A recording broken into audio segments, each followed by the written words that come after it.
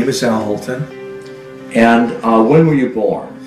I was born February 17th, 1943. I'm 69. I was a letter carrier with the Glen Ellyn Postal Service. Carried mail from 1962 to 2001. Were you in Glen Ellyn, Illinois, which I believe is 60137, is that correct? That's right. It was a very beautiful neighborhood, and it was one of the nicer routes that any of the letter carriers would have liked to have had. Was there any one address in particular that we're going to talk about that you delivered mail to? And who resided there? That was Mr. and Mrs. Thomas Ayers. And who are they? Thomas Ayers was formerly president of Commonwealth Edison. He has a son that's been in the news whose name is Bill Ayers.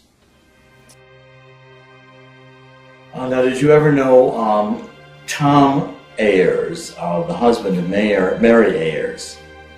I had a conversation with him not too long after they first moved in to their home, and basically it opened up. He asked me about my job and how I liked my job and things in particular about my employment situation.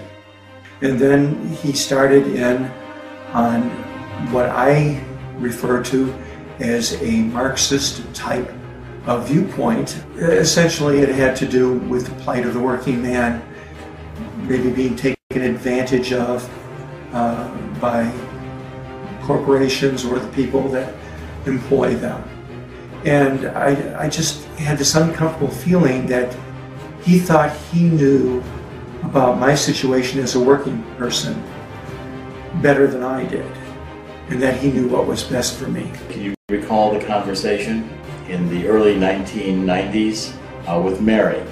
Yeah, one day she came to the door when I came up to the house with the mail, and after a greeting, she started enthusiastically talking to me about this young black student that they were helping out, and she referred to him as a foreign student, and he had a strange name. She mentioned it. I didn't remember it at the time, and I was just kind of taken aback by how enthusiastic she was about him. Did you ever meet this young student? Well, I don't know if it was some months or even a year later. There was a young man, black man, walking down the street just after I had delivered the mail to the Ayers home, and he greeted me. And he was very polite. He was nicely dressed, informally dressed. And immediately he entered into conversation with me and told me that he had taken the train out from Chicago. And he had come to thank the Ayers family personally for helping him with his education. I asked him, I said, well, now that you're out of school, what are your plans? What are you going to do? And he said, and he looked right at me, he says, I'm going to be president of the United States.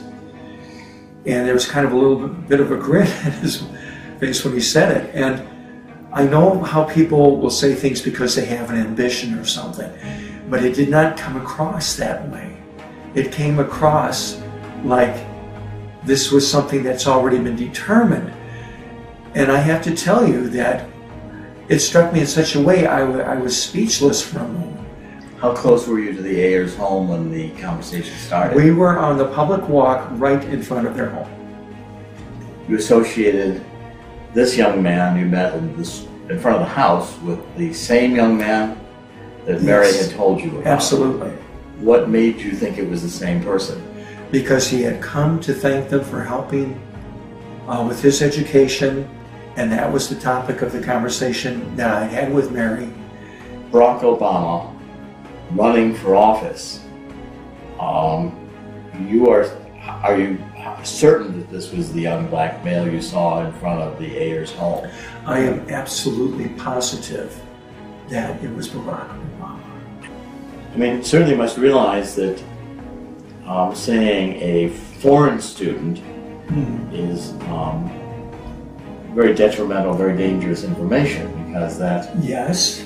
and so, I'm only telling you what I distinctly remember her saying in her description of him. That was in the sentence, that he was a foreign student.